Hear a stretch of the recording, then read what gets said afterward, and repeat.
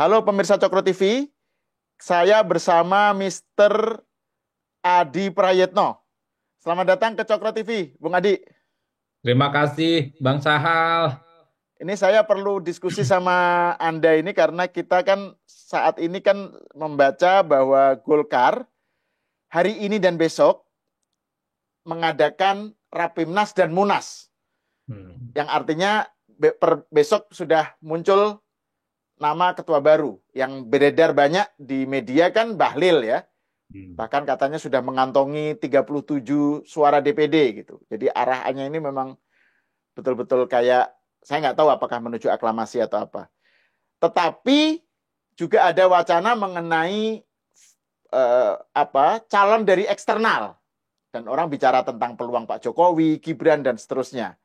Salah satu yang juga masuk di media itu adalah surat dari sejumlah pengurus Golkar atau pokoknya orang-orang Golkar untuk minta supaya Pak Jokowi yang jadi ketua. Nah, ini soal siapa pengganti Erlangga ini gimana kita membaca ini, Bung Adi? Ya, pertama tentu kalau kita melihat ADART, aturan-aturan main yang ada di Golkar hari ini, itu kan menutup kemungkinan pihak eksternal, orang luar yang bukan kader dari Golkar untuk menjadi ketua umum partai. Jadi, definitively hanya kader-kader Golkar lah yang sebenarnya punya potensi untuk menjadi ketua umum menggantikan Erlangga Hartarto.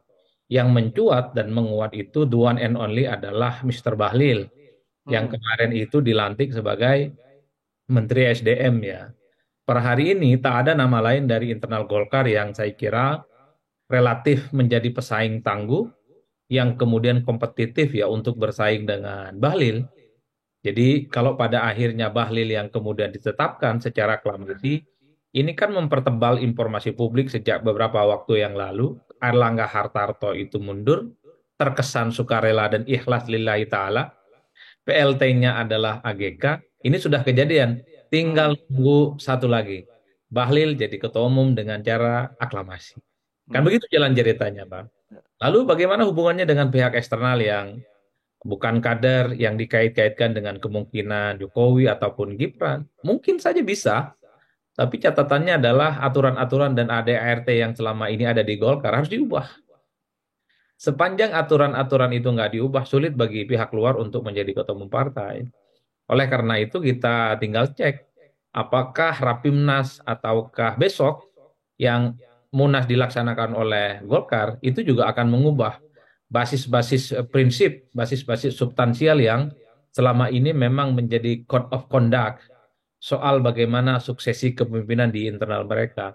Tapi kok saya rasa-rasanya kalau melihat Jokowi dan Gibran jadi ketua umum Golkar, sekalipun mungkin nanti ada katup yang memungkinkan masuk, sepertinya tidak dilakukan. Ini terlampau vulgar sebenarnya yang dikhawatirkan bisa merusak suasana kebatinan Partai Golkar yang saya kira merupakan salah satu partai yang cukup lama di negara ini, punya jejaring dan struktur yang relatif cukup solid dan seterusnya. Tapi kalau kemudian skenarionya adalah misalnya hanya menempatkan Pak Jokowi ataupun Gibran sebagai salah satu struktur di kemurusan Golkar, mungkin akan masuk akal dan akan diterima oleh publik. Kan yang santer terdengar itu soal kemungkinan jadi anggota dewan pembina dan seterusnya dan seterusnya.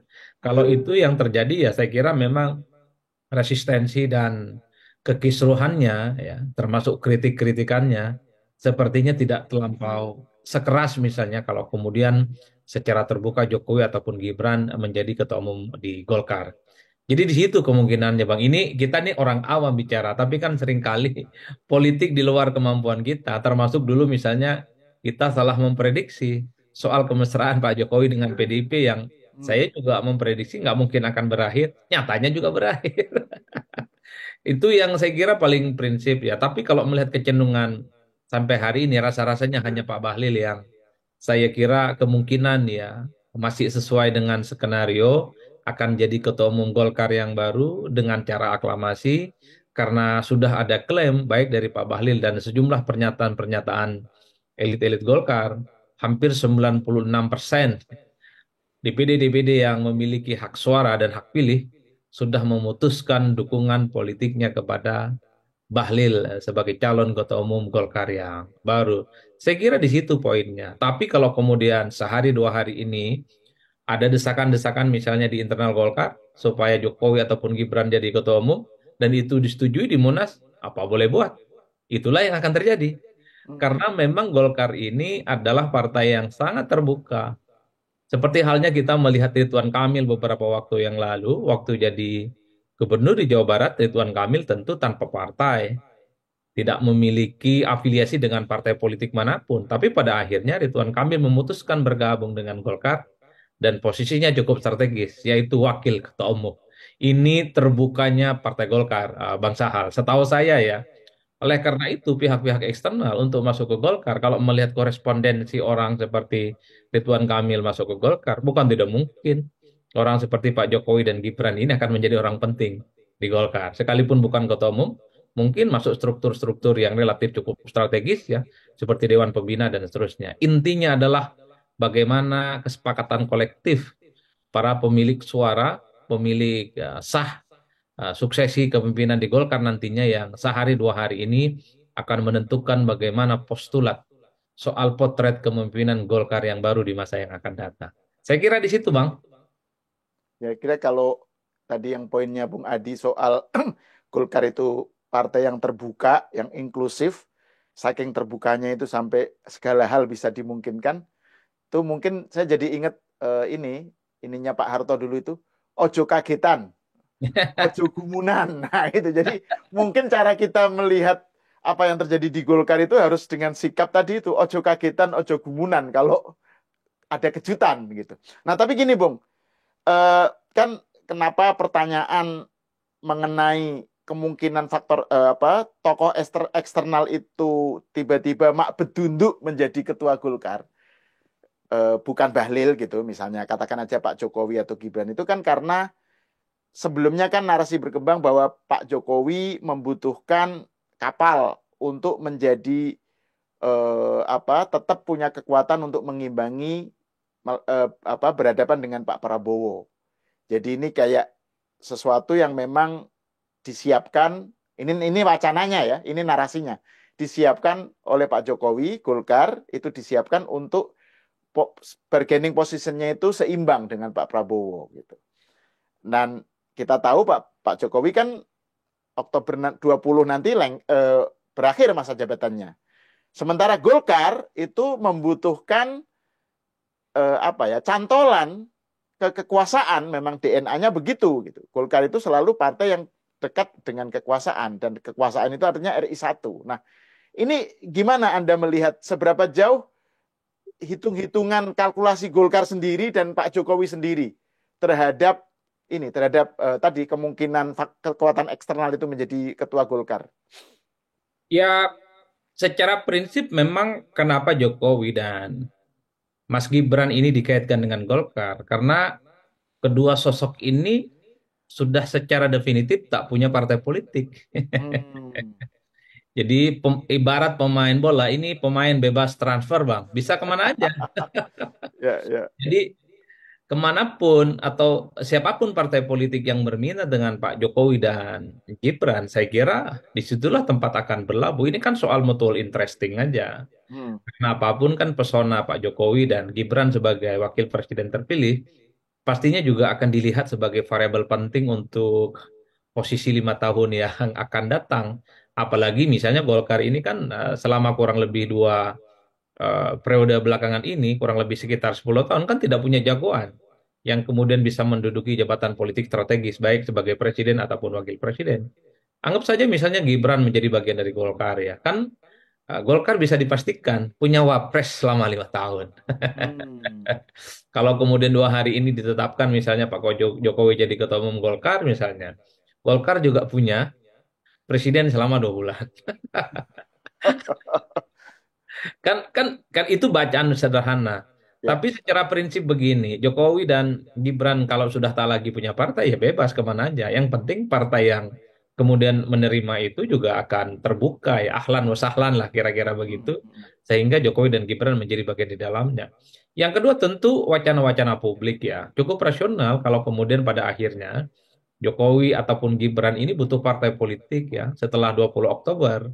Tentu apapun judulnya, efek kepemimpinan Pak Jokowi 10 tahun, terutama soal perselisihannya dengan PDIP, ini jangka panjang, Bang Sah. Bukan hanya selesai setelah tanggal 20 Oktober, bahwa Jokowi misalnya membutuhkan kendaraan besar seperti Golkar untuk bisa bergen dengan Prabowo Subianto, untuk bisa mengimbangi kekuasaan politik yang ada di Prabowo dan Gerindra misalnya, ya itu nggak bisa dibantah.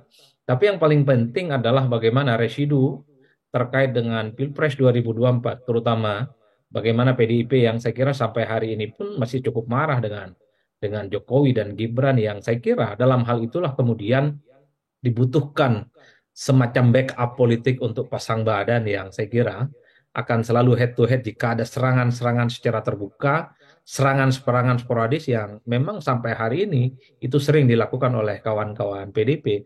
Jadi dua hal itu yang saya kira paling mungkin bisa dilihat ya, kenapa misalnya Jokowi itu dikaitkan dengan Golkar sebagai partai politik besar. Pertama dari segi internal, tentu ini sebagai upaya untuk memberikan apa namanya, balancing kekuasaan politik nantinya, meski pada saat yang bersamaan juga akan head to head dan juga memberikan perimbangan kepada PDIP sebagai partai pemenang pileg. Yang kedua tentu ini sebagai bumper, betapa memang Pak Jokowi ke depan pastinya sudah mengantisipasi dan mengkalkulasi bagaimana apa namanya kickback ataupun fightback dari pihak-pihak yang selama ini cukup tersakiti dan kecewa dengan manuver politik Jokowi, terutama hmm. manuver politik terkait dengan pemilu di 2024. Meski kalau dikaitkan dengan soal menjaga keseimbangan, terkait misalnya punya bergen politik dengan Prabowo, mungkin iya, tapi pernah suatu waktu Golkar ini kan punya ketua umum, namanya Pak Yusuf Kala, posisinya sebagai wakil presiden. Saya kira kreativitas politiknya cukup luar biasa, lebih cepat, lebih baik, memberikan perimbangan kepada SBY. Tapi kan kita tahu juga di depan SBY gitu, bukan siapa-siapa. Di depan SBY, manuver politik Pak JK yang wapres plus ketua umum juga tidak terlampau nampol sebenarnya sebagai upaya untuk membangun kekuatan politik. Tapi setidaknya kalau memang Jokowi menjadi bagian dari Golkar dan Gibran, minimal ada backup politik yang kemudian akan bisa bicara banyak secara utuh. Tentu dengan catatan bahwa Ketua Umum Golkar yang baru nanti tanggal 20 Agustus ini terpilih, itu setelah tanggal 20 Oktober tak ada gerakan-gerakan wacana Munaslup lagi, Bang. Tapi yang menarik soal poinnya Bung Adi tadi, soal bahwa Pak Jokowi itu nggak akan sevulgar itulah mengambil Golkar gitu ya. Karena kan dengan demikian malah justru membuat hubungannya nggak nyaman dengan Prabowo. Menurut Anda gimana itu? Seberapa jauh pandangan semacam ini nih menjadi apa pertimbangannya Pak Jokowi? Saya kira begitu ya. Kalaupun toh bukan ketua umum, sebut saja misalnya kita andaikan Jokowi itu menjadi bagian penting dari Golkar. Kalau kita men-tracking pembicaraan-pembicaraan di media, Bang Sahal kan juga bisa Google bahwa Hmm, kalau Bahlil ketua umum, maka Pak Jokowi ataupun Mas Gibran kan menjadi bagian di dalam Golkar, mungkin sebagai ketua ataupun anggota Dewan Pembina ataupun Dewan Penasihat. Posisi dari Dewan Penasihat nanti kan cukup powerful. Jadi sentrum dari segala keputusan politik bukan lagi pada ketua umum, tapi pada ketua Dewan Pembina. Kan itu yang menjadi pembicaraan publik. Bisa saja itu dilakukan, bahwa tetap yang jadi ketua umum adalah Kanda Bahlil Lahadalia, karena kita juga HMI. Kemudian misalnya ketua Dewan Pertimbangan ataupun Dewan Pembina itu adalah Pak JK misalnya, atau ada Mas Gibran di situ. Dan siapa siapa yang kemudian bisa menolak kalau di internal Golkar tiba-tiba mau mengubah aturan ADART bahwa segala keputusan politik strategis di Golkar itu bukan lagi di ketua umum, tapi di ketua Dewan Pembina ataupun Pembina. Dewan Pertimbangan ataupun Dewan apalah judulnya. Hmm, Itu kan hmm. yang terjadi pada Partai Demokrat. AHY memang ketua umum Partai Demokrat, tapi secara definitif publik juga tahu yang bisa mengorkestrasi dan memutuskan keputusan-keputusan politik strategis ada di Pak SBY. Kan ini yang saya kira masih saja hal-hal yang Hmm. semacam itu bisa dimungkinkan. Oleh karena itu, kalau melihat pergantian menteri kemarin, reshuffle kabinet, Pak Bahlil yang kemudian dari Menteri Investasi ke Menteri SDM, rasa-rasanya memang sesuai dengan bocoran beberapa waktu yang lalu bahwa Pak Bahlil lah yang akan menjadi Ketua Umum Golkar yang baru. Hmm. Tanda-tandanya sudah mengarah ke arah itu. Satu, tak ada perlawanan dari internal Golkar. Yang kedua, sudah mulai muncul statement-statement dari elit Golkar. Mostly hampir 100% sudah memberikan dukungan ke Bahlil ya, DPD-DPD yang punya hak suara. Dan yang ketiga, posisi Pak Bahlil sebagai apa namanya Menteri SDM yang baru ini kan menjadi penebal sebenarnya bahwa Pak Bahlil itu seakan-akan dalam tanda kutip dipersiapkan untuk menjadi Ketua Umum Golkar di masa yang akan datang. Kan begitu jalan ceritanya. Karena Ya. rata-rata secara umum sebenarnya Ketua Umum Golkar itu punya posisi strategis di negara ini. Seperti Pak Langga kan Menko, ya kan? Hmm. Sebelumnya itu adalah Pak Setnov yang kita tahu adalah sebagai Ketua DPR dan seterusnya. Artinya kalau Pak Bahlil sebagai Menteri SDM kemarin yang dilantik ini kan sebenarnya sangat layak secara politik dilihat sebagai Ketua Umum pasca Airlangga Hartarto. Per hari ini saya kira perdebatannya sampai di situ, Bang. Nah, Hmm. yang kemudian menjadi ramai itu apakah setelah tanggal 20 Oktober setelah Jokowi tak lagi jadi presiden, apakah suksesi dan konstelasi politik di Golkar akan semudah ini? Wallahu a'lam Hmm. bishawab. Kita tidak pernah tahu. Karena saya melihat suksesi Golkar sehari dua hari ini bukanlah Golkar yang seperti kita kenal beberapa waktu yang lalu. Penuh huru hara dan gonjang-ganjing. Dulu kalau kita melihat suksesi Golkar, ini yang bertarung kan para dewa-dewa politik ya. Hmm. Para tokoh-tokoh yang saya kira punya network, punya jejaring, punya resource, punya infrastruktur yang cukup luar biasa. Kan kita bisa menyaksikan dari dekat. Bagaimana head to head antara Akbar Tanjung dengan Pak JK itu saya kira luar biasa. Hampir negara ini berhenti hanya ingin menyaksikan bagaimana pertarungan sengit antara Akbar Tanjung dan Pak JK. Setelah itu juga hampir negara ini juga berhenti menyaksikan bagaimana pertarungan sengit antara Abu Rizal Bakri dengan Surya Paloh, iya kan? Hmm. Itu pun setelah itu misalnya kita juga menyaksikan bagaimana pertarungan sengit antara Setia Novanto melawan Ade Komarudin dan seterusnya dan seterusnya. Itu Golkar. Karena partai ini terbuka, begitu banyak faksi-faksi. Kalau saya sih menyebutnya bukan lagi faksi, tapi kabilah-kabilah politik Iya, iya, yang iya, iya. seringkali memang saling mengeras satu sama yang lainnya. Nah, di 2024 ini bukan Golkar yang seperti dahulu kala kita kenal gitu, Bang. Ini sunyi, Hmm. santai, tegak lurus semua, samikna watokna, hanya muncul satu nama yang paling kuat dan mungkin akan aklamasi namanya Pak Bahlil Lahadalia. Saya sering berkelakar memang, semoga kawan-kawan Golkar tak ada yang marah. Ini mirip-mirip pemilihan Majlis Talim ini kok. Itu penjelasannya gimana ya, Bung Adi? Kenapa tidak ada resistensi? Kan tadinya ketika Erlangga itu mengundurkan diri kan banyak yang berspekulasi bahwa akan terjadi resistensi di Golkar karena ada eh, disinyalir ada kekuatan eksternal yang mencoba cawe-cawe, mencoba mengobok-obok. Pasti ada penolakan karena Golkar ini adalah para dewa tadi itu faksi-faksi atau istilah Bung Adi kabilah-kabilah sehingga mereka pasti nggak akan terima lah begitu saja gitu loh diobok-obok. Tetapi nyatanya tidak ada perlawanan yang berarti bahkan nada-nadanya akan kayak majelis taklim pemilihannya yaitu melalui aklamasi gitu. Gimana gimana penjelasannya itu? Kenapa tidak terjadi resistensi terhadap Ya, apa yang persis terjadi? persisnya argumennya kurang paham betul ya, Bang. Makanya saya bertanya juga sebenarnya dari awal, apa yang kemudian membuat Golkar hari ini tidak seperti Golkar-Golkar sebelumnya terkait dengan suksesi kepemimpinan di Ketua Umum ya. Tapi kalau kita membaca rata-rata secara umum, pertama memang kabilah-kabilah di Golkar itu memang per hari ini tak ada yang punya DNA oposisi. Kalau dulu kan terbelah, ada yang pro Jokowi, ada yang pro Prabowo, ada Ya. yang pro SBY, dan ada yang pro Mega, dan seterusnya, dan seterusnya. Jadi faksionalisasinya cukup keras. Jadi kalau ada pemilihan ketua umum, tentu ada faksi-faksi yang saling berseteru sama yang lain ya. Bahkan konon ketika Bang Ade Komarudin kemudian melawan Pak Setia Novanto, kira-kira begitu, itu kan restu RI 1 dan RI 2-nya pun juga berbeda. Jadi saya membaca karena memang faksionalisasi di internal ini memang tak ada yang kemudian punya garis oposisi yang kemudian memunculkan resistensi dari dalam. Yang kedua mungkin juga internal Golkar juga paham. Ada kekuatan besar di belakang Bang Bahlil ini. Strongman gitu ya kan, yang saya kira memang kekuatan politiknya luar biasa. Jadi dilawan dengan cara apapun agak sulit. Ketimbang melawan sesuatu yang besar, jelas-jelas akan kalah, ya sudah tegak lurus dan samikna watokna, dengarkan dan laksanakan. Kira-kira begitu, Bang. Tapi kita melihatnya bahwa suasana kondusif hari ini tidak bisa dijamin akan selamanya kondusif di 5 tahun yang akan datang.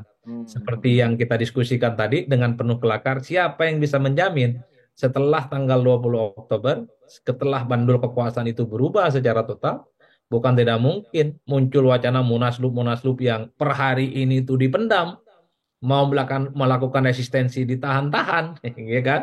Karena takut ada gangguan dan seterusnya. Mungkin setelah Oktober akan ada gejolak-gejolak yang lain karena faksi-faksi yang ada di Golkar per hari ini pun juga sebenarnya masih sama-sama kuat ya. Cuman memang sengaja tiarap sepertinya untuk memuluskan bagaimana transisi politik dari pemerintahan yang sudah ada dengan pemerintahan yang sudah. Jadi titik temu kepentingannya itu ada di Pak Bahlil ini. Tapi sekali lagi setelah 20 Oktober presidennya adalah Prabowo Subianto, bukan tidak mungkin faksi-faksi di internal Golkar yang hari ini itu tiarap dan tidak melakukan perlawanan apapun, bukan tidak mungkin akan memberikan lobby-lobby, melakukan lobby-lobby dan meyakinkan kepada Prabowo bahwa posisi Pak Bahlil hari ini itu ya adalah sesuatu yang mungkin dianggap yang terlampau tidak lazim ya dibandingkan dengan pemilihan ketua umum Golkar sebelumnya mungkin ya. Tapi kalau tidak ada gejolak itu, saya kira Pak Bahlil luar biasa. Kalau tak ada resistensi, saya kira Pak Bahlil ini luar biasa. Kenapa luar biasa? Pak Bahlil ini kan ya seperti orang kebanyakan, orang biasa, bukan berasal dari kabilah-kabilah politik yang besar, bukan ningrat politik gitu ya, tapi mampu memuncaki posisi puncak di Golkar bagi saya itu Bang luar biasa Bang. Biasanya ketua umum Golkar itu adalah para pengusaha-pengusaha kan, ataupun teknokrat-teknokrat kakap yang saya kira kita tahu mereka punya portofolio politik yang cukup mentereng dan rata-rata ketua umum Golkar itu DNA-nya adalah sebagai ningrat politik, bukan ningrat yang kemudian tidak bisa diandalkan. Saya kira di situ poinnya Bang Ya. Saha. Nah, tapi kalau misalnya setelah 20 Oktober itu Pak Bahlil sebagai Ketum Golkar juga hubungannya dengan RI 1 yang baru masih bagus gitu ya, masih tetap dekat, kemungkinan posisinya aman ya, Bung Adi ya. Mengingat bahwa Golkar itu kan memang selalu cantolannya ya dekat dengan RI 1 kan gitu. Sekarang Bahlil dekat dengan Pak Jokowi, tapi kan Bahlil juga dekat dengan Pak Prabowo. Bahkan ada yang bilang Bahlil ini adalah titik temu yang tadi Anda bilang itu antara Prabowo dengan Jokowi gitu. Menurut Anda gimana? Soal Ya, kemungkinan bahwa Bahlil tetap bertahan di Golkar itu. kenapa orang bicara tentang kemungkinan-kemungkinan pasca 20 Oktober? Ini tentu menyangkut hubungan antara Jokowi dan Prabowo, Bang. Hmm. Jadi bulan madu setelah tanggal 20 Oktober itu sedang diuji. Apakah hubungan politik antara Jokowi dan Prabowo ini baik-baik saja ataupun tidak? Kalau baik-baik saja, posisi Pak Bahlil aman. Baik sebagai ketua umum ataupun sebagai Menteri SDM. Meski dalam sejarahnya kita tahu bahwa Menteri SDM itu adalah jatah partai pemenang Pilpres. Hmm. Bukan jatah partai yang misalnya runner up di Pileg, bukan. Nggak ada cerita. Artinya apa? Dalam catatan kita yang melihat dari jauh tentu saja, kalau hubungan Pak Jokowi dan Pak Prabowo baik-baik saja, saya kira dalam posisi apapun Pak Bahlil ini akan aman, kondusif dan tak akan ada resistensi apapun. Tapi beda ceritanya. Kalau hubungan dan bulan madu antara Jokowi dan Pak Prabowo ini tidak baik-baik saja ke depan, ya tentu ini akan merembet kepada siapa saja yang menjadi orang dekatnya Pak Jokowi. Karena apapun kalau kita melihat backgroundnya Pak Prabowo ini adalah tentara Bang, ya prajurit yang saya kira tahu persis kapan baris berbaris dan tahu persis kapan saatnya harus memimpin di negara ini. Artinya apa? Per tanggal 20 Oktober tentu Prabowo akan menjadi presiden yang cukup genuine menunjukkan kepada publik bahwa Prabowo adalah presiden yang sesungguhnya tidak bisa diintervensi apalagi didikte oleh siapapun. Jadi partai-partai, teman-teman koalisi termasuk menteri yang tidak tunduk dan patuh sesuai dengan fatsun politik Prabowo, bukan tidak mungkin akan terjadi goncangan-goncangan itu. Jadi Hmm. jadi itu yang paling memungkinkan ya bagi kubunya Pak Jokowi, pendukungnya Pak Bahlil, tentu hubungan kedua tokoh ini akan baik-baik saja di 5 tahun yang akan datang. Tapi Ya. bagi orang yang menghendaki supaya bulan madu Jokowi dan Prabowo berakhir, semoga setelah tanggal 20 Oktober terjadi pecah kongsi dan terjadi huru hara.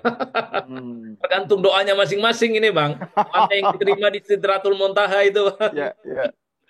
Kuat-kuatan doa ya. Nah, terus ini Bung Adi, kita mengandaikan katakan aja misalnya Pak Bahlil jadi ketua umum Golkar yang baru. Terus kemudian bagaimana hubungan kelanjutan antara Golkar dengan Kim terkait pilkada? Nah, ini kan juga sesuatu yang salah satu yang menjadi catatan bagi Erlangga Hartarto itu kan karena Erlangga itu dianggap dia menyimpang dari arus utama Kim gitu di wilayah-wilayah strategis Banten, Jakarta dan beberapa tempat lain. Nah, kalau Bahlil kemudian menjadi ketumnya, itu Golkar kan kemudian anggap aja dia satu arah lah dengan Kim Plus. Nah, itu dampaknya terhadap pilkada gimana? Di Banten, Jakarta dan tempat-tempat lain. Dengan kata lain, Bang Sahal mungkin akan bilang semacam ini, bahwa kenapa Pak Erlangga Hartarto itu seakan-akan didongkel di tengah jalan. Karena selama ini sebagai ketua umum Golkar seringkali tidak tunduk dan tidak patuh ya, terkait Ya, dengan permintaan mayoritas Kim, khususnya Gerindra, terutama untuk daerah-daerah kunci dan strategis ya, Jawa Barat, kemudian Jakarta, Banten, dan seterusnya. Karena kan kelihatan Golkar itu ngotot untuk memajukan kader terbaik mereka, tentu dengan opsi dari Golkar yang saya kira jauh lebih kompetitif dan relatif memenangkan pertarungan. Misalnya Golkar selalu ngotot bahwa RK itu secara rasional di Jawa Barat. Karena bagi Golkar di Jawa Barat Ridwan Kamil ini tidur aja bisa menang. hmm, Atau di Banten Airin itu kalau dipasangkan maju sebagai pilgub melawan siapapun kemungkinan akan benar. Tapi kan dalam banyak hal kan Gerindra juga punya jagoan-jagoan yang minta dikompromikan dengan Golkar yang dalam hal tertentu sepertinya Golkar menolak. Nah ini yang menjadi pembicaraan publik, menjadi salah satu alasan karena Pak Erlangga Hartarto itu dalam tanda kutip secara politik ya tidak tegak lurus dengan permintaan mayoritas partai-partai yang ada di Kim, terutama partai pemenang Pilpres yaitu Gerindra kan. Nah, pertanyaannya adalah apakah kalau pergantian ketua umum Golkar ini Golkar kemudian akan merelakan semua kepentingan politiknya? Mungkin juga. Karena kalau logikanya ketua umum Golkar yang baru ini nanti adalah supaya ikut merelakan semua keinginan dari Gerindra sebagai partai pemenang Pilpres, hampir bisa dipastikan bahwa jagoan-jagoan Golkar di berbagai tempat, di berbagai provinsi nggak akan jadi prioritas dan mungkin akan gagal dimajukan sebagai salah satu kontestan dan kandidat. Di Banten kan sudah mulai muncul, Airin yang dikdaya, punya popularitas dan elektabilitas yang tinggi, katanya akan diberikan tugas yang lain. hmm, Artinya apa ya, di Banten juga potensial Bang, akan terjadi kotak kosong. Dan Golkar yang baru atau ketua umum Golkar yang baru ya kan ya apa angkat tangan karena nggak punya bergen. Karena ketua umum Golkar yang baru sudah bertaklid secara buta kepada Kim gitu ya. Jadi apapun hmm. yang diinginkan oleh Kim, terutama kemauannya Gerindra harus tegak lurus dan itu tidak ada bantahan apapun. Kalau itu yang terjadi maka Golkar di berbagai tempat ya memang harus merelakan dan mengikhlaskan kader-kader terbaiknya yang potensial maju untuk tidak maju. Ya nggak. Ya, ya. Bahkan kita dengar misalnya Gubernur Lampung atau mantan Gubernur Lampung kalau tidak salah Arinal juga akan diberikan tugas khusus itu supaya tak maju di Lampung. Padahal Arinal ini adalah kader Golkar, di surveinya juga kuat secara signifikan. Tapi kalau diberikan tugas lain dalam Pilgub, ya Pak Arinal nggak bisa maju. Jadi jadi impact-nya ketua umum Golkar yang baru itu tentu dikhawatirkan bahwa Golkar akan mengikhlaskan kader-kader potensial mereka di wilayah-wilayah kunci, di wilayah-wilayah strategis, diikhlaskan untuk tidak maju dan diberikan tugas yang lain. Ya, ya, ya, ya. Khawatirnya. Lalu siapa yang dirugikan? Golkar yang rugi. Karena Golkar nggak punya bergen, Golkar nggak punya apa namanya daya tawar yang kemudian bisa memaksa kader-kader potensialnya yang kemudian kuat di survei untuk bisa bertanding. Setahu saya selama kurang lebih 3 bulan ini Golkar itu kan melakukan beauty contest ya dengan cara survei sekali dua kali untuk men-tracking kira-kira kader-kader Golkar di wilayah tertentu mana yang kuat layak untuk dimajukan sebagai calon gubernur, bupati, wali kota dan seterusnya. Itu keinginan Golkar. Tapi kalau ketua umum Golkar yang baru ini tidak punya guidance bahwa survei bukan ukuran segala-galanya, tapi ukurannya adalah tegak lurus dengan kepemimpinan Kim khususnya Gerindra, ya maka bisa dipastikan Golkar juga di pilkada ini tidak akan bisa mendapatkan apa-apa. Hmm. Tapi itu kan soal apakah itu dirugikan atau enggak itu kan eh, juga harus kita letakkan dalam konteks yang lebih luas karena kan Golkar betapapun kan kata Dr. Jayadi kan Golkar ini bukan partai kemarin sore, bukan partai yesterday afternoon boy. Pakai istilahnya itu. Bukan partai anak kemarin sore. Artinya dia ngitung untung ruginya juga nggak sederhana gitu, Bung ya. Maksud saya, apakah betul itu dirugikan atau enggak itu kan juga maksud sih Golkar mau dirugikan gitu loh. Kan pasti ada kalkulasi-kalkulasinya juga Ya, gitu. bahwa Golkar itu bukan partai kemarin sore, nggak ada bantahan dalam hal itu, Bang. Tapi melakukan bergen politik dengan Gerindra itu per hari ini bukan perkara gampang. Hmm. Jadi Ridwan Kamil maju di Jakarta bagi saya itu kan sebagai salah satu bentuk kekalahan negosiasi politik dari Golkar. Karena kalau kita membaca kecenderungan secara umum, Golkar kan maunya RK itu di Jawa Barat. Jadi kedikdayaan Golkar sebenarnya diuji dalam konteks negosiasi politik di hadapan Gerindra. Masuk Hmm. Airin. Kalau Airin nggak bisa maju, Golkar bisa apa? Apalagi di ketua umum baru ini yang katanya memang relatif lebih tegak lurus kepada Kim, ya Golkar yang katanya bukan partai kemarin sore juga tidak bisa berbuat apa-apa. Begitupun di tempat yang lain, Bang. Artinya apa? Ini yang saya kira Golkar bisa dirugikan dalam konteks ini kalau memang mereka itu tidak bisa bergen misalnya bahwa kader-kader terbaik mereka untuk bisa dimajukan di berbagai tempat-tempat yang cukupnya strategis atau memang yang selama ini memang menjadi basis-basisnya Golkar. Karena Golkar pasti tentu punya catatan siapa kader yang elektabilitasnya tinggi, baik yang petahana ataupun yang baru mau bertanding. Kalau ini dipertahankan, ya saya kira Golkar akan menjadi partai yang kompetitif ya. Tapi kalau kemudian Hmm. itu dinego demi kepentingan Kim, terutama dinego oleh Gerindra, ya tidak boleh tidak. Golkar harus angkat tangan dalam hal itu. Hmm. Ya, Kepentingannya ya, adalah ya. kepentingan Kim, bukan lagi atas nama kepentingan Golkar sendiri. Kasus Jakarta bagi saya, ini menunjukkan betapa lemahnya Golkar itu tidak bisa bernegosiasi dengan Gerindra.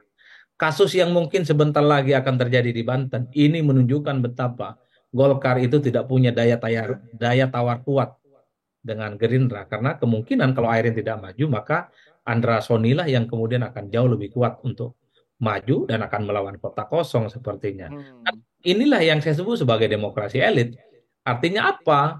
Tanggal 27, 28, 29 Agustus ini adalah titik puncak di mana para elit-elit partai ini akan merorkestrasi kepentingan politiknya secara signifikan. Per hari ini, Gerindra, saya kira dominasi politiknya itu bisa melampaui di atas segala-galanya. Gerindra, posisi politiknya itu jauh lebih unggul dibandingkan dengan partai-partai yang lainnya. Kalau Gerindra berkehendak, di provinsi kabupaten tertentu kadernya harus maju, partai yang lain tak ada resistensi, tak boleh ada yang menolak. Semuanya harus sami'na wa ta'na. Inilah resiko kalau berkomitmen untuk menjadikan Kim sebagai payung bersama untuk sebagai perempat bagaimana partai-partai pendukung Prabowo dan Gibran ini akan terus bersama di pilkada. Hmm. Ya ini eh, ya menunjukkan bahwa memang politik Indonesia itu ya itu kata Bung Adi ya kadang-kadang nggak bisa didekati dengan rasio, dengan logika, dengan nalar gitu ya karena dia punya logikanya sendiri gitu ya. Iya. Jadi itu Apalagi begini, kalau terkait dengan Banten ya, mungkin Golkar akan merasa dirugikan kalau Airin misalnya tak dicalonkan ya. Tapi bagi pihak-pihak yang selama ini memang anti politik dinasti di Banten, ini akan menjadi sujud syukur. oh ya betul itu kan juga wacana soal anti terhadap dominasi atut ya. Iya Itu kan kan juga sebenarnya kuat penolakan sebenarnya. terhadap politik dinasti di Banten ini kan cukup lama. Abang Sahal Ya. jangan pura-pura tak tahu lah gitu kan. Iya, iya, iya, iya. Sudah banyak upaya dan daya untuk menggulingkan kekuatan politik Bu Atut di Banten. Tapi sepanjang upaya itu terus dilakukan, biasanya selalu kalah, Bang. Ya, ya, Ini ya, ya. adalah momen di mana dominasi kekuatan politik Bu Atut, dinasti di Banten, sepertinya akan kalah gitu ya, berhadapan dengan kekuatan politik namanya Gerindra. Jadi Hmm. bagi bapak-bapak dan ibu-ibu yang nonton diskusi ini, yang selama ini anti politik dinasti di Banten, siap-siaplah sujud syukur. Kemungkinan dominasi politik dinasti di Banten itu akan berakhir. Ini Oke, imbang maaf. saya kira ini apa ada segi positifnya lah gitu. Oke, terima kasih Bung Adi atas diskusinya. Pemirsa, sampai di sini dulu. Kita berjumpa lagi di episode selanjutnya.